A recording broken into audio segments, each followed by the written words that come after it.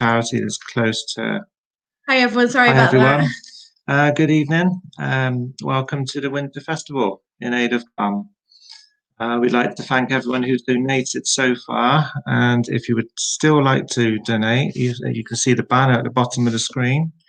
You can log on there and you can donate to this great charity.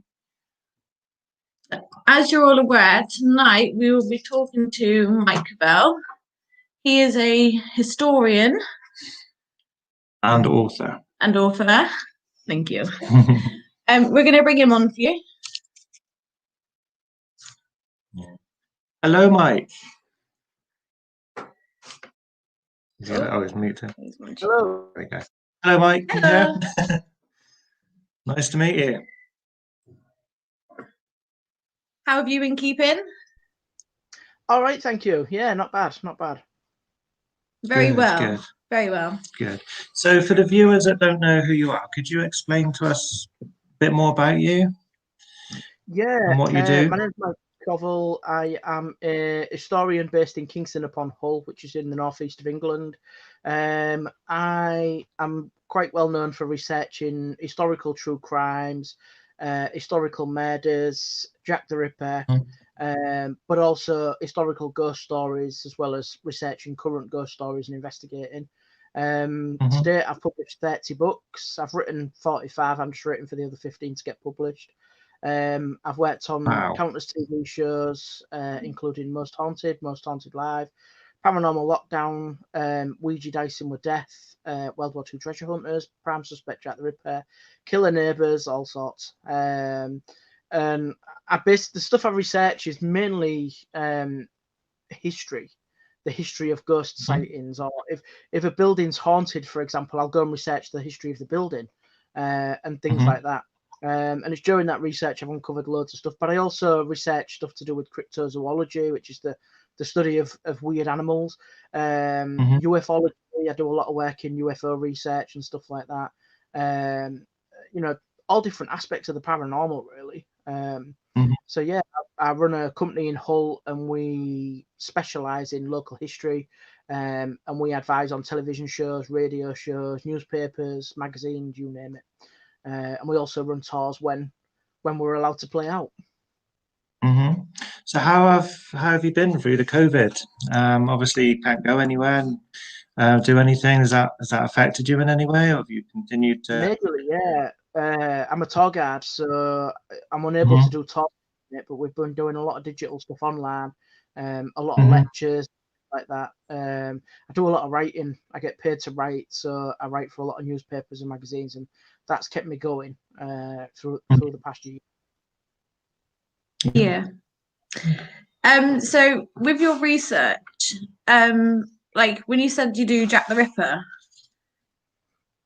what kind of research have you done on him? Well, basically what I do is I look at the suspects and the genealogy behind the suspects. So, for example, I uncovered evidence that 14 suspects had links to Hull. And with each suspect, I went and looked at who they were, where they were born, their family life, looking for clues, really, in their history that might, persuade people that they're suspects or they're not suspects, as is usually the case.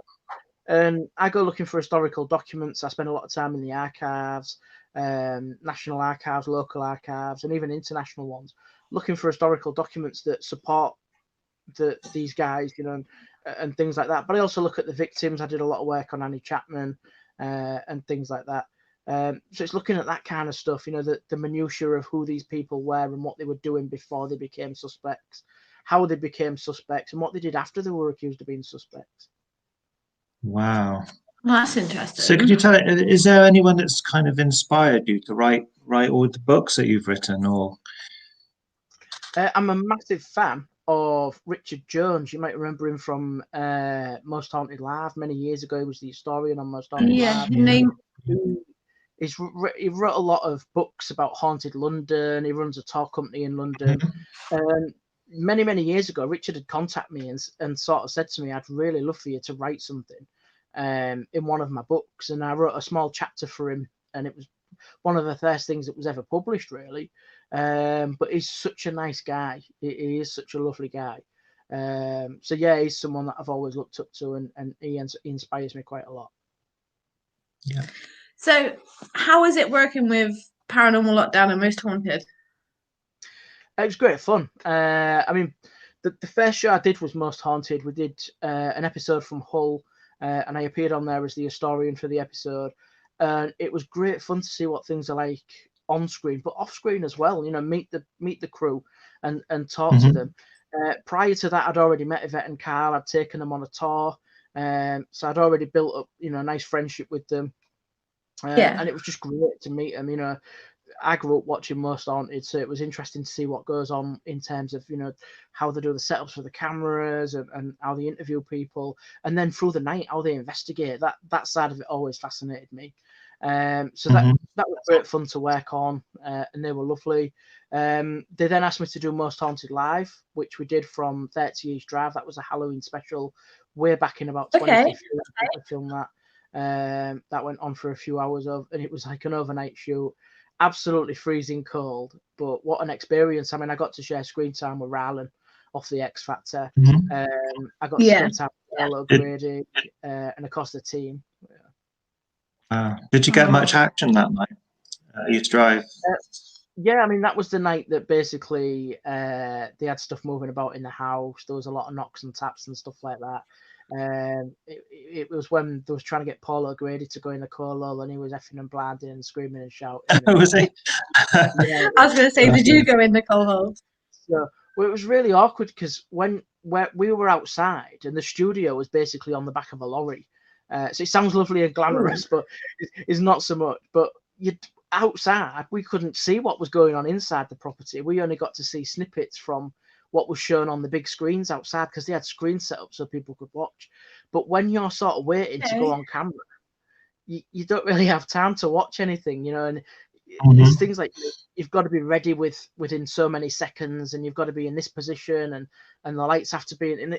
It takes a lot of time setting up. So by the time you've got set up, you've missed half the action. You know, so great fun. Personally, I didn't see a lot because I was running backwards and forwards outside, but yeah, we had such an interesting night. And then off the back of that, I got another call. I was asked to do, basically, I was called up and asked to do something similar for a different TV show. And again, I'd be working at 30 East Drive in Pontefract, but I was never told who it was. And up until the night before filming, it still wasn't set in stone. You know, there was a lot of sort of, we're not sure if this is going to happen. And around about 9 o'clock the night before, I got a telephone call saying, yep, all systems go. We're going to send a driver to pick you up in the morning from your house. He's going to drive you to Pontefract. So it was all really exciting. And when I got there, just, you know, Nick Groff was stood outside the church, and to meet him, you know, I didn't, because I wasn't told it was going to be him that I was working with. I wasn't even sure it. I just thought it was some sort of lookalike, and in the back of your mind, you're thinking, is that really Nick Groff? When it came to my hand, we instantly hit it off, and it just so happens that Nick and Katrina both have an interest in Jack the Ripper, so we ended up talking about Jack, and they'd already been to London and had a look around London and stuff like that. You know, so that was nice. We all shared this sort of common interest. But yeah, it was the great thing about that show. All the other television work I'd done up to that point was in the middle of the night, in the freezing cold, when it's pitch black and you can't get something warm to drink, and you can't wear a jacket because you've got to be in your suit and you've got to look smart. It was a daytime shoot with it, beautiful and sunny. You know, so I remember between shooting, we were sat there in the sunshine, and it was gorgeous. So you know, I'll always remember that shoot because it was such a beautiful day. You know, because most people think when the people are making paranormal documentaries, it's all nighttime shooting. But yes, pick up stuff and setups are done during the day. So that was great. You often get quite a lot of activity during the day too. It's not always at night. Something that happened, it never made it into the final cut of Paranormal Lockdown. It was the episode that was known as the Black Monk Special, and it was we remember that one. And when we filmed it in All Saints Church in Pontefract. And if you've ever been to the church, it's kind of basically during the English Civil War, the church was bombarded. It's now a shell. There's no roof on it, but they've rebuilt a brand new church inside the ruins of the old church. Really clever. Oh, wow. And while we were filming, it was beautiful. It was sun shining, lovely.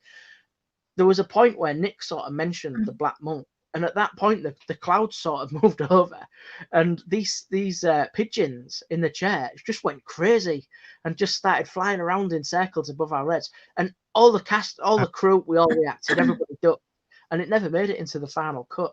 And something like that, you can't. Oh, that's you a can't plan shame. it. So spontaneous. Yeah. Yeah. So weird, totally coincidental, but at the same time, you're all kind of like, wow, that was a bit weird, bit strange. Bang on timing. So what's your thoughts with regards to East Drive? Do you think it's there's a lot of people say different things about it. Some people say it's not very active at all, and it's all kind of just It's been media hyped, and it's hasn't been hyped. What's your opinion on that? I think it's hit and miss. I think sometimes you can go and it can be really active, and sometimes you can go and it's not so much. But I guess that's the same with a lot of venues. I've been to places that have these wonderful It is, yeah. Have been really haunted and nothing happens. And I've gone to places that don't really talk about it much, and you've walked through the door and things start happening. So there is that. I do believe it's one of them places where some nights when you go, it can be really quiet, and other nights when you go, it can be really interesting with stuff happening. Yeah, we can't wait to go back. We're looking forward to going back there. We had a lot of activity when we were there for ourselves. There was only two in the house, and we ended up having a mirror that was upstairs resting against the wall. It fell quietly.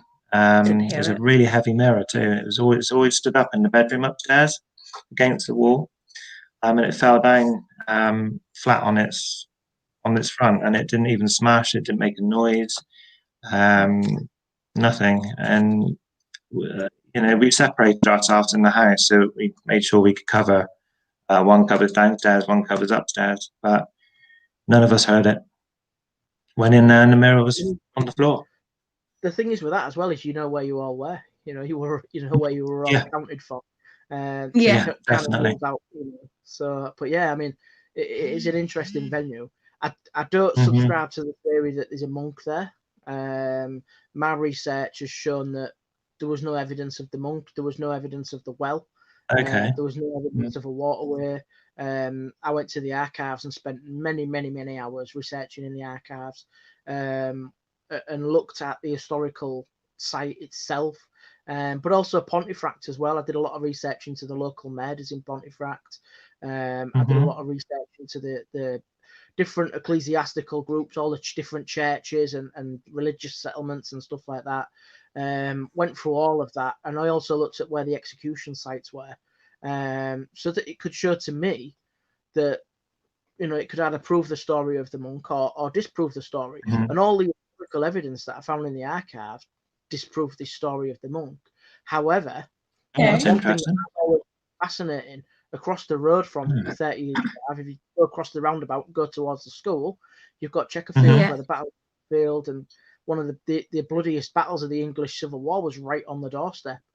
So that to me is quite interesting. We don't really concentrate on that as much. We concentrate on this monk. House could have been built on the land that battle happened on. Yeah. Wow, that's more like a believable story, isn't it? With the residual energy. Definitely. I know you mentioned earlier about UFOs. It's one that's always interested me. What's your belief in UFOs? Like, what are they? Well, the reason why I started doing all this is when I was an 8-year-old boy, I woke up one evening and my bedroom overlooks the main road, and there was a really bright light outside. And my initial thought was burglars. And I remember walking to the window and looking down in the street, and there was no one in the street. And then I looked up at the sky, and there was an egg.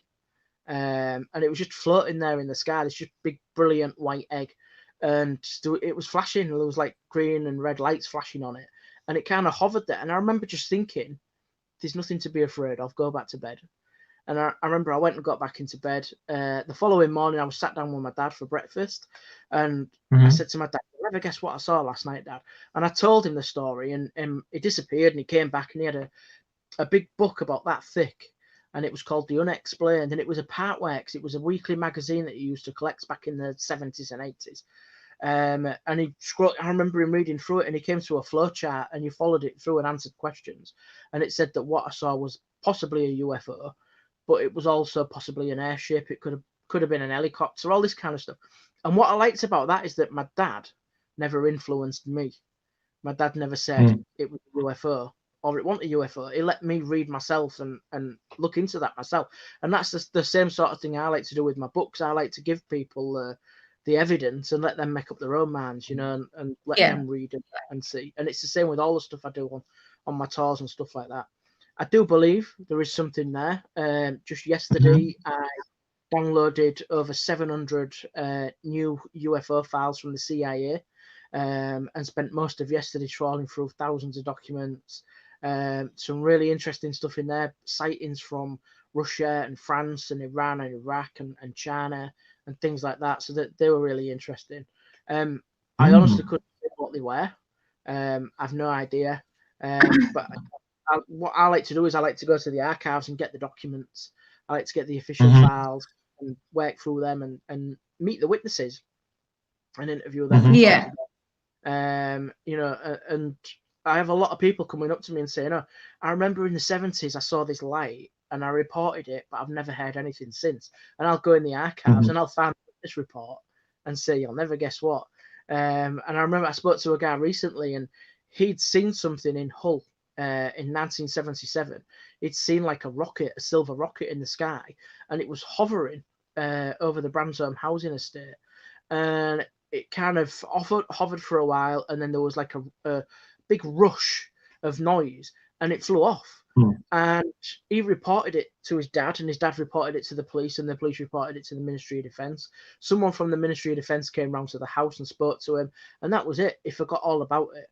And when I was in the archives, I discovered that night he was one of several people across the city that had also reported it, but also across in Lincolnshire, across the other side of the Humber, people had seen it earlier in the evening. So there was a logical progression. It was travelling north. About 20, 30 people saw this craft, and they'd all reported it independently, and they all thought they were the only person to see it. And because of that, they all thought they were mad. And when I showed him these documents, he was like, "Oh my God, this is," he said, "I remember it. It's all coming back now." And some of the names in the documents, he was able to say, "I remember that lad. I used to play football with him." And, so it was really interesting. I was able to show to him that this was a verified event that was seen by numerous eyewitnesses across a vast area. And they all reported it, and what happened afterwards. He was talking about the MOD visiting his house, but there was no record of that in the archives, which makes you question, where are those records? Where, if they did go to the house and interview them, where are the records of this? And this is to go deeper, really, to look beyond what's been released already and to see if there's anything else still out there. Yeah, because there's not been, I wouldn't have thought there's that many reports in the UK of UFOs. You hear a lot of it in America. There isn't many in the UK as that we've heard of, not what you not hear. from what you hear anyway. So it's quite fascinating. Usually it's kind of the big ones that make the media. What the media tend to do is they tend to repeat them. So recently, the Gulsham Forest case was mentioned in the media, and they accused the SAS of playing tricks. And that's a really old story that was debunked years ago, but they just keep regurgitating these stories over and over again. And at the same time, you get people witnessing stuff and reporting it, and telling UFO groups and posting it on social media. And those stories never make the national media. So there is going on. I think we're just kind of given certain stuff to look at rather than given the bigger picture. Yeah, makes sense. I think you had a few people saying Reva said. Is it Reva Meadows? It was. Here. I believe in UFOs that she has seen them. Yeah, definitely. I do believe. We've been on sky watches earlier in the year. when lockdown was eased, and you was allowed to go places, we stayed over the night on the North Yorkshire moors with friends, sky watching all night.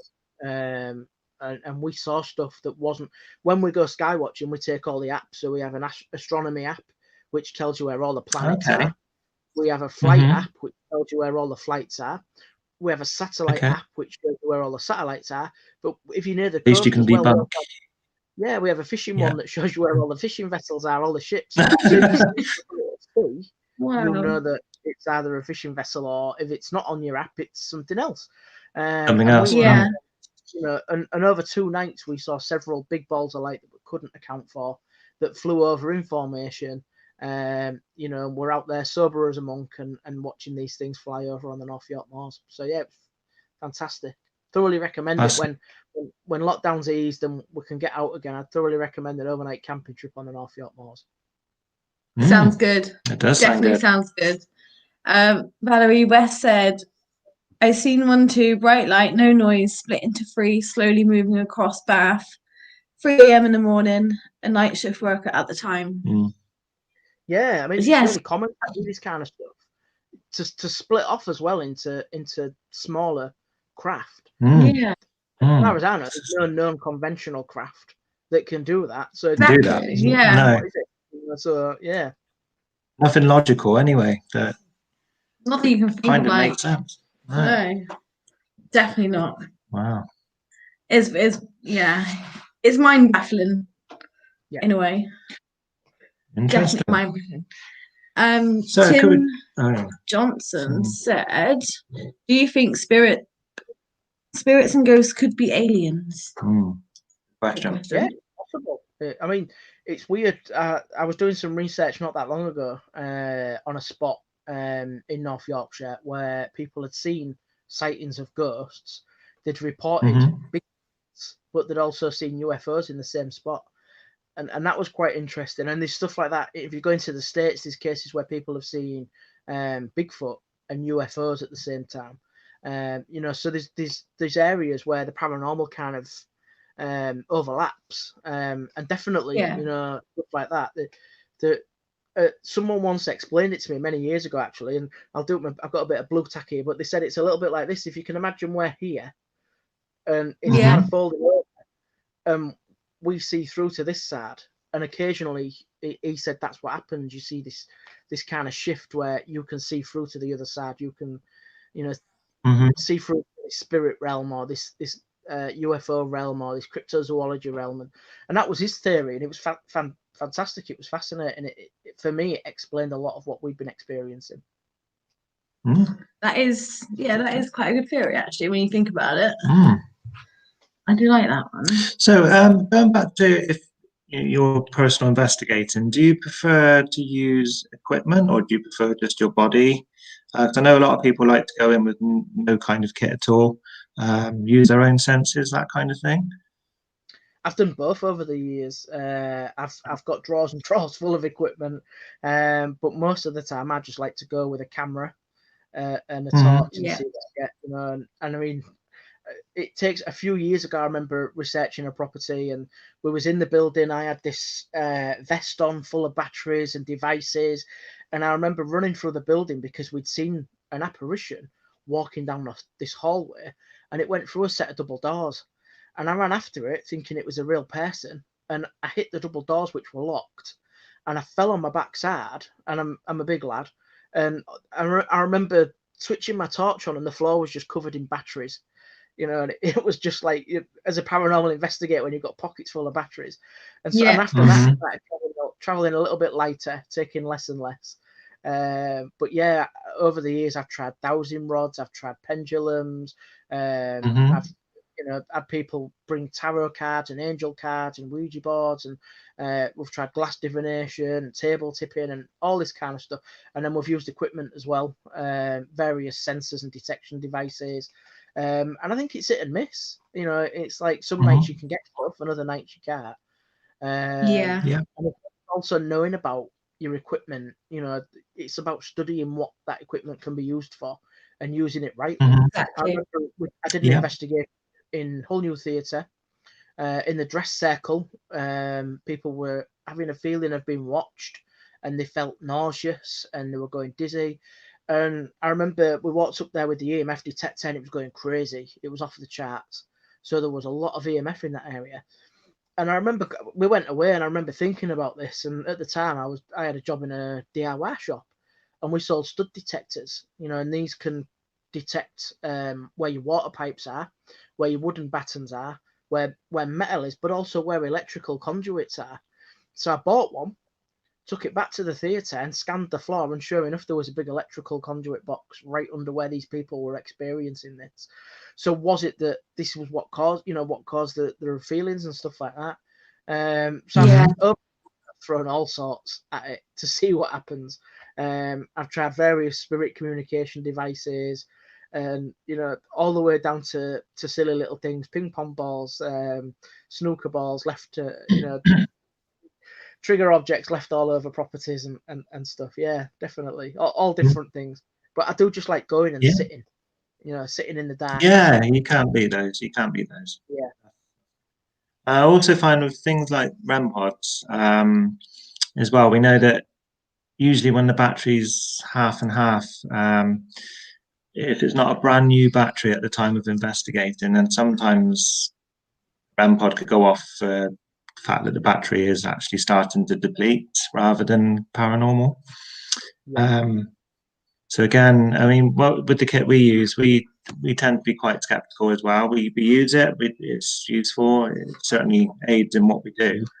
But again, I think you have to have this belief that not everything all the time is going to be paranormal.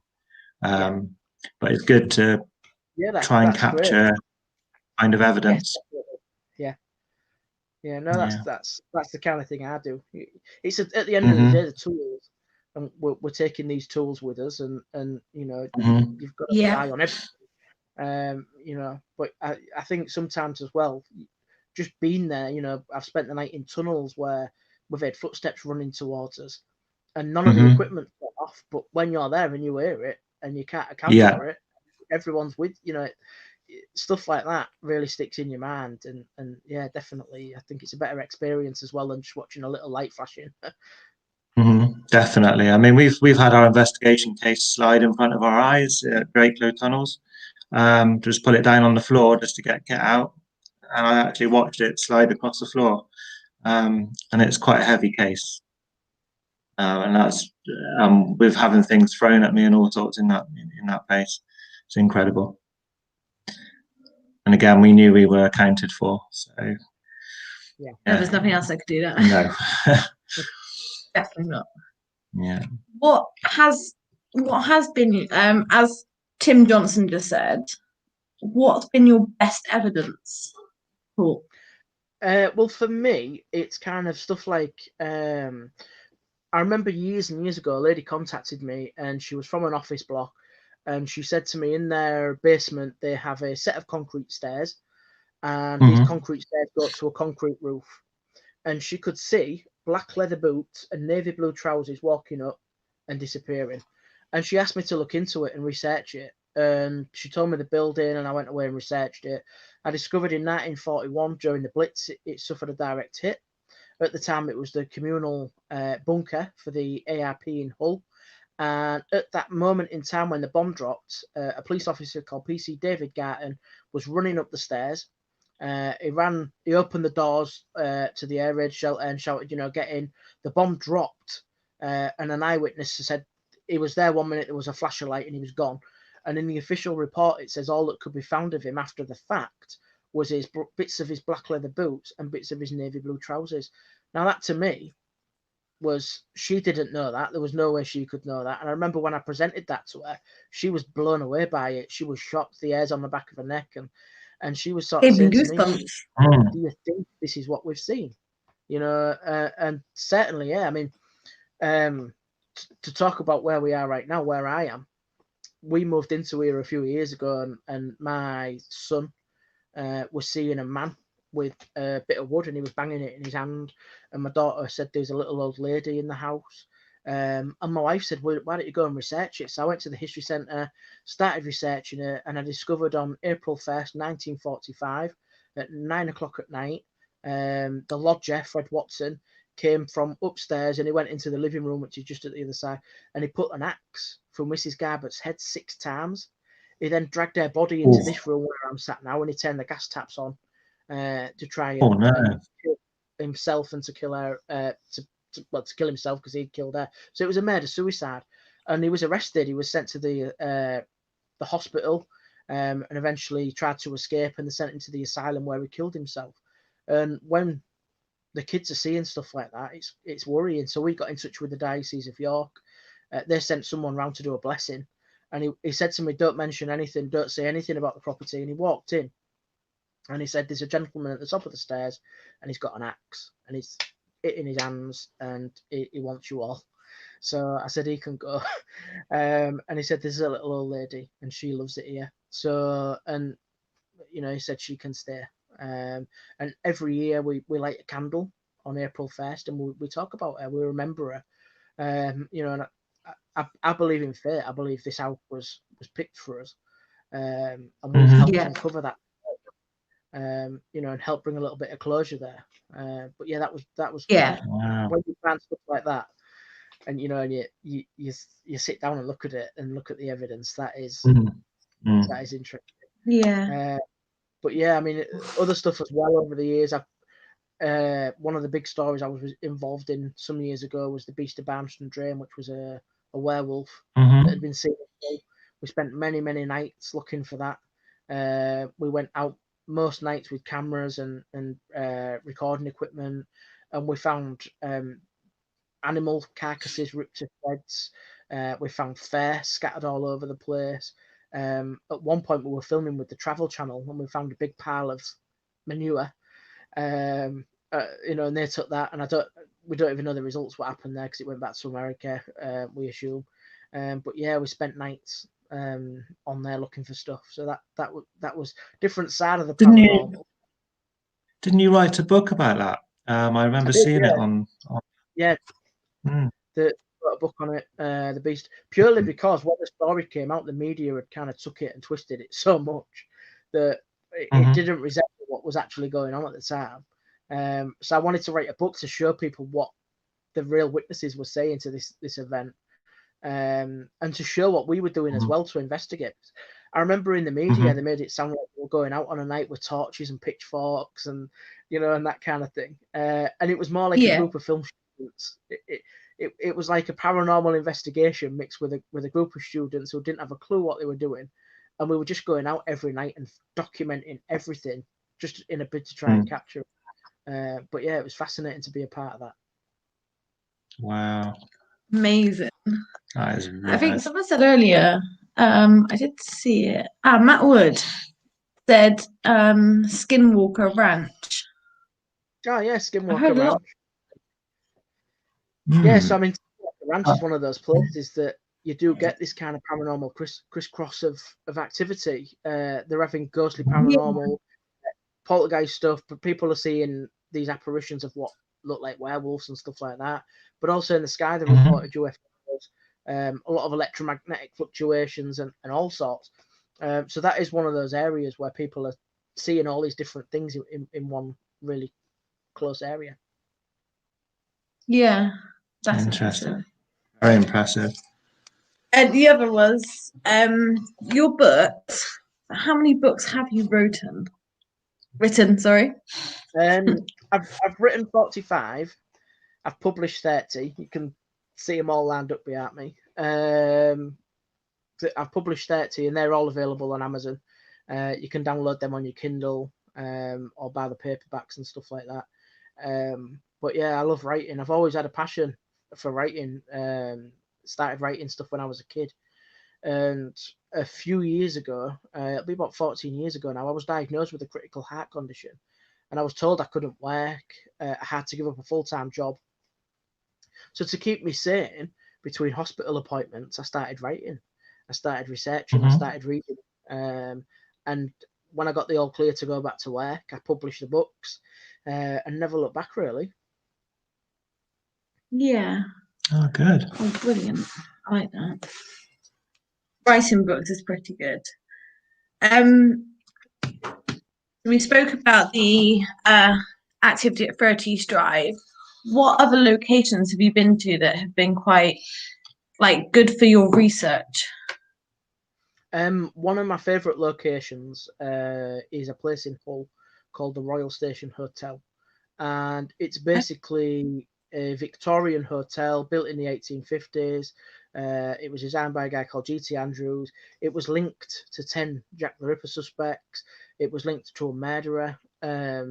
Lots of dark histories there. There's historical stories in the press of people being found dead in the beds with their throat cuts and all sorts. But as a place in terms of activity, it's never ever disappointed me. At one point, I was going pretty much every weekend to try and capture stuff. And basically, what I did was I spent a few weekends there, experienced things. Then I invited my wife along and never told her about the different rooms and things like that. And she brought her pendulum, and it had a 98% success rate. It would go, it would circle in rooms where people had reported stuff, and in rooms where no one had reported anything, it would just stay still. The weekend after, I took a friend of mine called John, who was a medium. He picked up on stuff in all the different rooms. The weekend after that, I took a paranormal group in. They picked up on stuff in the same room. So as an experiment, to have all those different groups go in and experiment, it was fantastic. And we got some really good results. And it's just one of them places where the minute you walk through the door, it's just steeped in history. And we've had grown men run out of there crying in the past. So it really is an interesting venue. But you wouldn't, from the ground floor level, it's such a grand Victorian hotel. There's nothing there to suggest it's got this dark paranormal history. But when you go down into the basement, there's a maze of corridors and tunnels that stretch right underneath the railway station. And there's old Victorian toilets down there. There's Victorian shower blocks. There's Victorian police cells. There's all sorts, and it's such a treasure trove. And then they used to let people down. They used to let groups in, but eventually you get these groups that spoil it for others, and they've closed it off now, and they don't let anyone in anymore. Mm-hmm.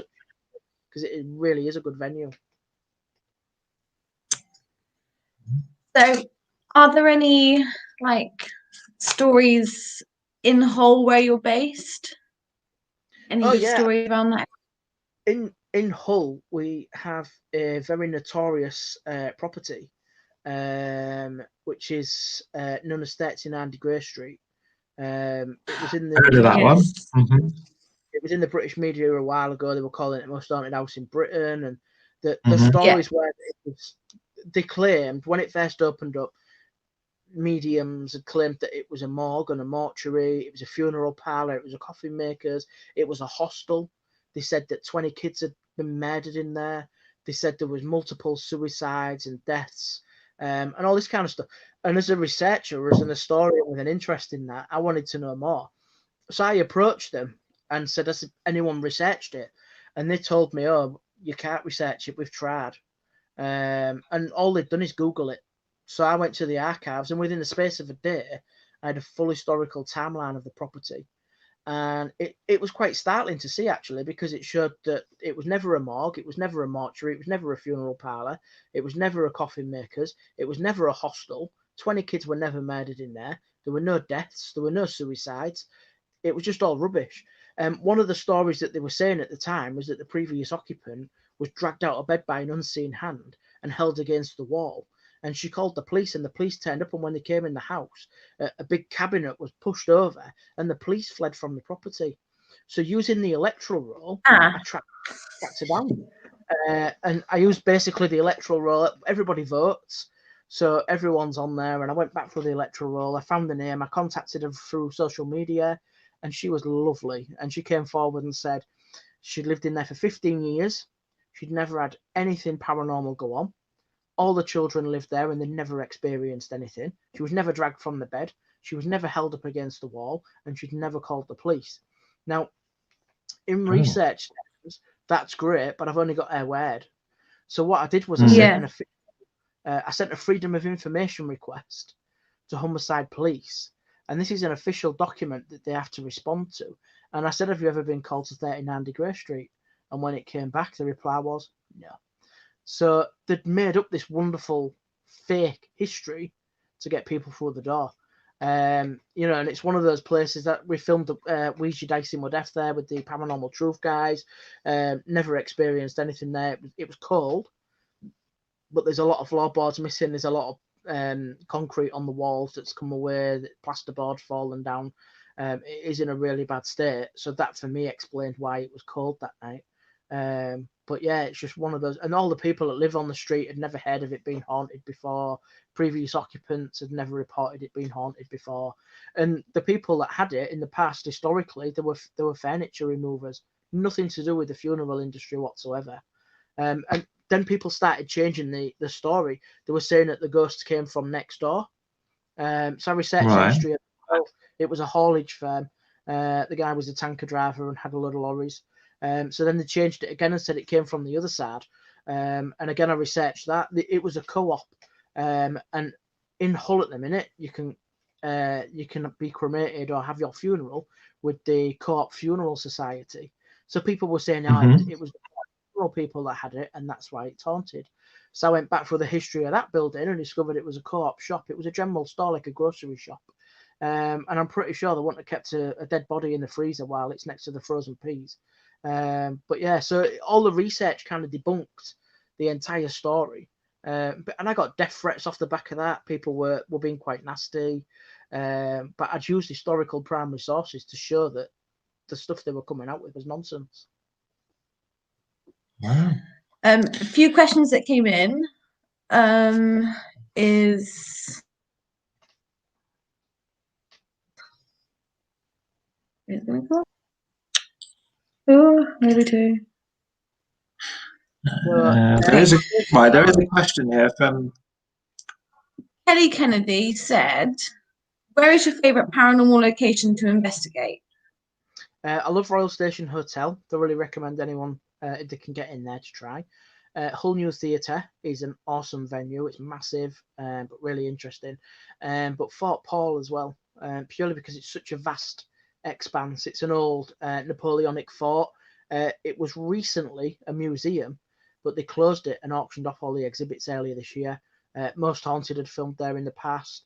It was also used during the First World War as a gun battery, and also during the Second World War. But if you get the chance to go to Fort Paul, it is amazing. It really is. Sorry about that. I think we dropped out there for some reason. Internet. I think our internet may have cut out. Okay, I was going to ask you, what is it like to work with, because I know you worked with Most Haunted, like Carl and Yvette? They were lovely, yeah, they were really nice. The first time I met Yvette and Carl, they'd come to Hull and they came on a tour. I took them on a tour. And they were very quiet. They kept themselves to themselves. The second time we met was when we were filming. And they just kind of called me up and said, "We want you to appear on the show." And I was really nervous. You know, I'd taken all my books to be signed and proper fanboy moment there. And I didn't ask until the end of the night. I just dare ask Yvette. And basically when we were packing up, I said, "So would you mind signing my books?" And we just hit it off. We just became really close. And Carl is really interested in true crime. So he was talking about Jack the Ripper and all the other murder cases I'd researched over the years. So instantly we had this connection there. Then a few years ago, I was researching another murder in the other side of Hull. And I was on the actual scene of the murder. This was an historical murder from the Second World War. And my phone went off and I picked it up while I'm stood at this site. And it was one of the producers from the show saying, "Can you give us a call when you get back home? We'd like to talk to you about a future project." And I remember getting back home and we shared phone calls and exchanged emails. And it was all in the planning for Most Haunted Live. And it was great. And when you get on set, it was wonderful because in the run up to it, I felt like an outsider. You know, you've got this team that's worked together for years, and here I am as this new guy. And I remember walking on set, and Carl came walking over, and he just embraced me, put his arms around me. I said, "It's so nice to see you." And straight away, I just felt at ease. You know, he took me under his wing, and we sat and chatted, and it was lovely. And I remember sitting before filming, it was lovely and sunny. It was Halloween as well, which was equally weird. It was lovely and sunny. I remember sitting on these steps and just chatting to Stuart. about life, basically, about, you know, life in general. We just chatting about all sorts, really. So I mean, that was lovely. And I spoke to Carl a few times since on social media and various live broadcasts and stuff like that. And then I got to work on Most Haunted Experience with them as well. So that was nice. And then again, I did last year, February last year, just before lockdown, we had a big paranormal convention here in the city. And Yvette came along, and she spoke on the Friday evening, and it was mine on the Saturday. But during the Saturday after I did my lecture, I was able to go down and chat to her and Mary, and we got some photos together, and it was lovely, really, really nice to catch up. And it's weird because I remember when I was younger, we used to kind of turn the lights off, close the curtains, and sit around the TV and watch Most Haunted. Me and my wife used to, you know, we used to love it. My kids do it now, so it's like the next generation have kind of taken over, and you know, so, and it's great to sit with them and sort of explain to them, you know, stuff that happens and things like that. You know, it's such an experience. But yeah, they're all lovely. I can't say a bad word against anyone really that I've worked with over the years. It's nice when you get that welcoming feeling as well, isn't it? Yeah, I mean, one of the weird things was we'd gone for something to eat before filming, and I don't know about you, but when I do a paranormal investigation, I never eat because I'm always worried that later on I break wind or my stomach. So I never eat. And they said to me, well, "We've got a 3-course meal for you," and I was really nervous. And we went and we were sat, and I remember going to this they'd set up this school hall with all these tables and chairs like a restaurant. And I remember walking there. There was this guy in the shadows with a big baseball cap on, and he was watching me. And you know when you know someone's watching you, and I thought, oh, this guy, what the hell is going on here? And he came over from the shadows, and he lifted his hat up, and it was Rylan from the X Factor. And it shook my hand. Thought, you know, Mike the historian. I've read lots of your work, and we got chatting away, and it was just lovely. It's such a nice guy, you know. And between when the camera comes off you, we did a lot of shots together where we're sat opposite each other talking. When the camera comes off you and goes back into the house, we were just sat talking about all sorts, really, just having a natter. And yeah, it was lovely. Same with Paul O'Grady, such a lovely character, really puts you down to earth and at ease, and kind of takes you under his wing. And yeah, lovely crew. I must admit, I do like watching Carl and Stuart together. Those two, they're just funny together. They are funny. They're even like that off camera. I can imagine. I think that one of the reasons why they work so well together is because not only do they have this great passion for what they're doing, but they get on so well together. There's a real sort of family bond there. And there's a lot of leg pulling in terms of jokes and stuff like that, and the things they say to each other. And they're like a great comedy duo when they're together. But I think in more recent years, I think Yvette as well, when she's with Carl, I think they're quite funny when they're together, because they are. The whole husband and wife thing is just hilarious. The way they talk about each other and stuff like that. But it's great. I think you need that as well, because what people don't realise is these shoots go on for hours. You know, these shoots, they start 6 o'clock on an evening, and they might go on until 6 o'clock the next morning. So you're on location for hours, and it's often freezing cold. It's often, you know, it's dark. It's not the nicest of places to be in the middle of the night. Not as glamorous as it looks. I mean, we only seen an hour of it. Exactly, yeah. You see an hour where they're there all night, and you know, it's great to have someone there that will lift the spirits and tell a joke. One of the funniest things that happened actually was Fred Batt wanted to get locked in this old room where they used to have a mortuary table. So we took him downstairs and we locked him in. We went and did some filming upstairs. We went for a break. So we were back in the base room, and we'd ordered a takeaway. We'd ordered curry for everyone. In the middle of the night, this big consignment of curry and chips and curry and rice turn up. And everyone's sat eating and everyone's having a drink, and we're all sat on the table chatting. And then someone said, "Where's Fred?" And we'd just totally forgotten about him. And we went outside, and you could hear him banging on the. We just totally forgot. No one had given a walkie-talkie or anything like that. So, but yeah, great fun. And then to make it even more hilarious, the cat had stolen his chicken sandwiches. So when he comes through to have his tea, all the chicken's gone from his sandwich. So, but yeah, great fun. Yeah, I think you've got to have that laughter as well, haven't you, when you do like investigations. I think it helps with the energy a lot in the atmosphere. Yeah, not take it too seriously. Sometimes you have your serious moments, and then you have your laughter have as some well, laughter. just to kind of help with the energy, really. Yeah. Agreed. I was going to go back to some of the questions. Gary, going back to 39 Degree Street, Gary Fields said on a live he picked up on the spirit of a milkman and a lady that lived there. That wasn't me. I'm not a medium or anything like that. Don't know, has any research you done on a milkman? No, nothing about a milkman or a lady. Like I said, there's no recorded deaths at the property. It was a family home for many years. It was a business for many years. There is that. What else was there? I did see another one.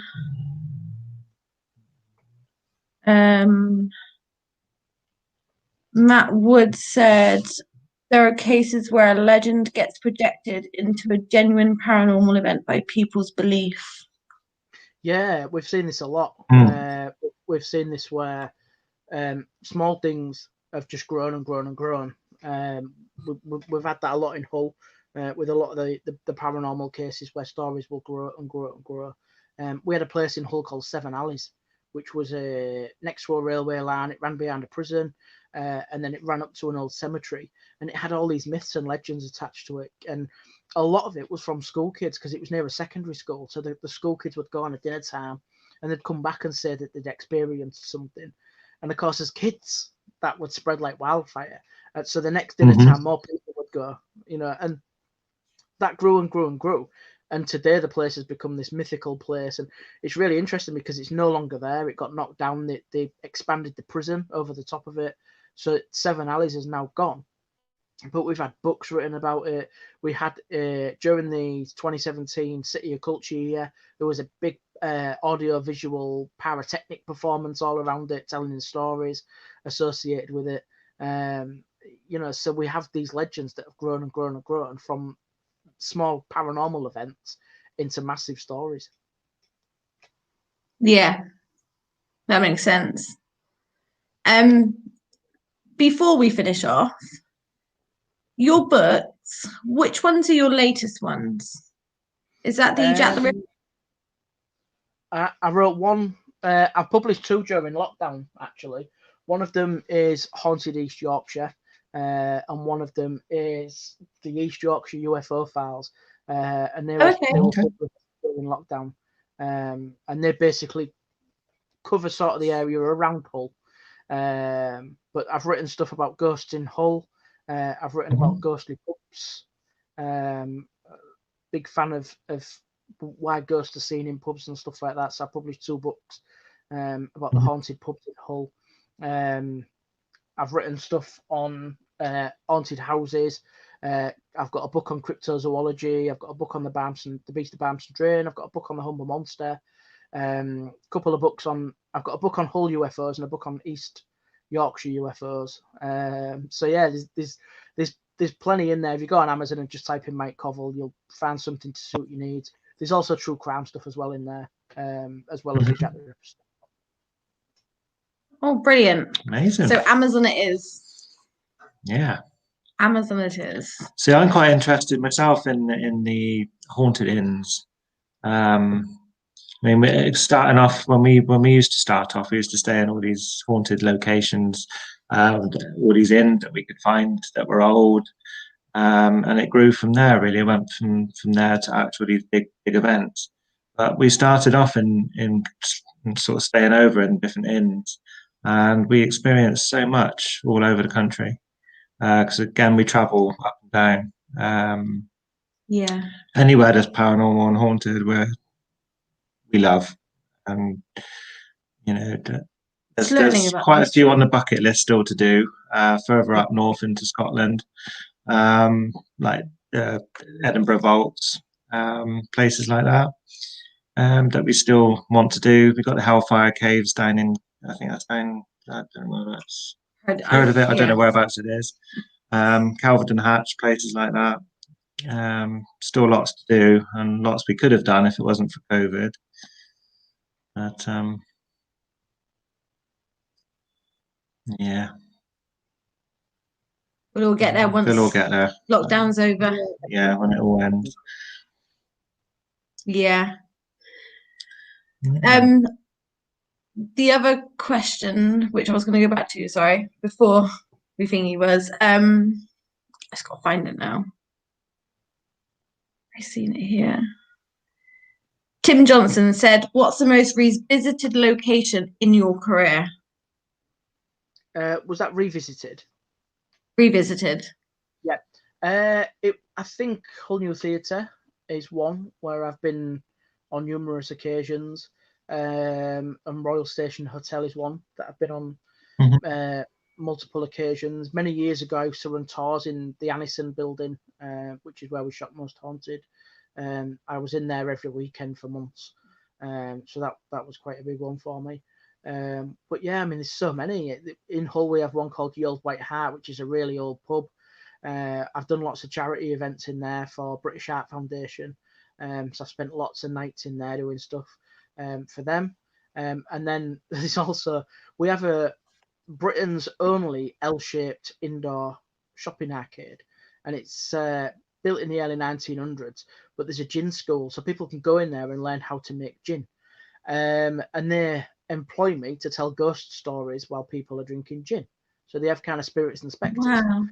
And the arcade itself is home to several properties. One of them was in Derek Okora's Ghost Towns many moons ago. It's a cafe that's got this a couple of ghostly sightings reported in there. The arcade, people have seen stuff on the arcade, like a little girl and a Victorian gent. So spending a lot of time in there on a night after hours when everyone's gone home and we're kind of closing down for the night. We've seen stuff, we've heard stuff, you know, we've gone out looking for stuff in the arcade. And when we're packing up, we've seen people walk by at the end and there's no way people can get there because it's closed. It's one of them places that I've worked quite a lot, and hopefully after all this is cleared up, we can get back to doing it and have some more nights in there. Brilliant. Excellent. Well, thank you very much for joining us. Very nice talking to you and meeting you. Yes. It's been a pleasure. It's been a pleasure, yeah. Thank you for having me. Anyone who wants to get any of Mike's books, they will be on Amazon. We are just going to play you a video which is in aid of this event. And coming up next will be Amanda Woomer. So please stay tuned. Thank you very much for watching. Thank you, everyone.